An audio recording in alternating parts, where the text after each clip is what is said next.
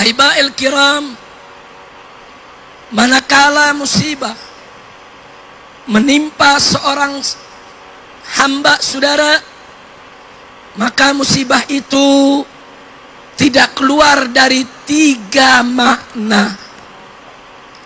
Yang pertama, manakala musibah tersebut mengenai orang yang beriman kepada Allah, menimpa orang yang bertakwa kepada Allah, menimpa orang yang takut kepada Allah, maka musibah tersebut tidak lain dan tidak bukan merupakan mihnah, merupakan imtihan, merupakan ujian bagi yang bersangkutan saudara. Itulah musibah yang menimpa para anbiya, para rasul, para aulia, para atqiya. Saudara, semakin tinggi ketakwaan seseorang kepada Allah, maka saudara, ujiannya akan lebih besar. Untuk apa hamba-hamba yang bertakwa tersebut diuji oleh Allah? Saudara, tidak lain dan tidak bukan adalah liraf'i darajatihim indallah, untuk meninggikan derajat mereka di sisi Allah. Alhamdulillah. Yang kedua, manakala musibah tersebut menimpa seorang muslim, dia baik, tapi kadang-kadang masih suka maksiat saudara. Dia sholat, cuman sekali-sekali suka ditinggal saudara. Secara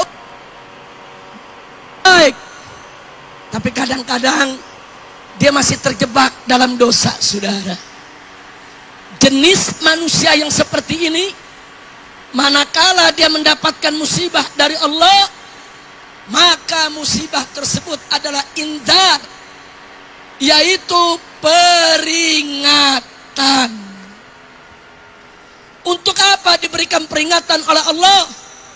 Pertama, saudara, agar yang bersangkutan segera bertobat kembali ke jalan Allah. Dan yang kedua, begitu dia bertobat kembali ke jalan Allah, itu akan menjadi pensuci dirinya dari dosa yang pernah dilakukannya saudara. Ternyata musibah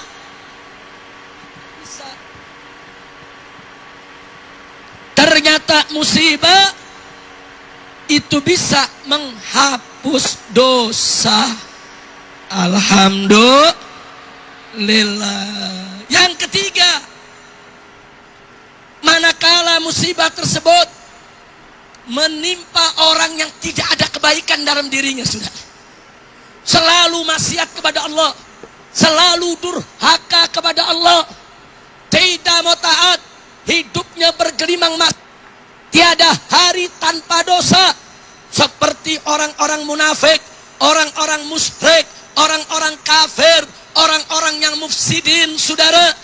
Maka manakala musibah mengenai mereka, itu merupakan azab, siksa dari Allah subhanahu wa ta'ala. Jadi kalau kita mau tahu, manakala musibah menimpa kita, kita mau tahu ini ujian atau peringatan atau azab, maka periksa diri kita masing-masing saudara.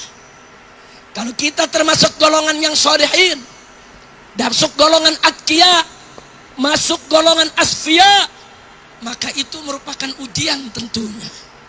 Tapi kalau kita termasuk golongan muslim yang baik, tapi kadang-kadang masih suka berbuat maksiat, sekali-kali masih suka berbuat munkar, maka saudara ketahuilah, kalau itu merupakan peringatan buat kita, agar kita tidak mengulanginya, supaya kita segera bertobat, sehingga dosa kita diampuni oleh Allah subhanahu wa ta'ala. Tapi hati-hati, jika kita termasuk golongan yang ketiga, yang tidak ada kebaikan sedikit pun dalam diri kita, selalu maksiat, selalu berbuat dosa, selalu durhaka, ketahuilah bahwa musibah tersebut azab dari Allah menimpa kita saudara. Masih untung kalau kita masih dipanjangkan umur oleh Allah, sehingga sehingga kita masih punya kesempatan untuk bertaubat, untuk memperbaiki diri. Tapi bagaimana nasib kita manakala kita bergelimang maksiat, bergelimang dosa, musibah datang mencabut kita punya nyawa, mati dalam keadaan su'ul khatimah. Na'udzubillah min dzalik.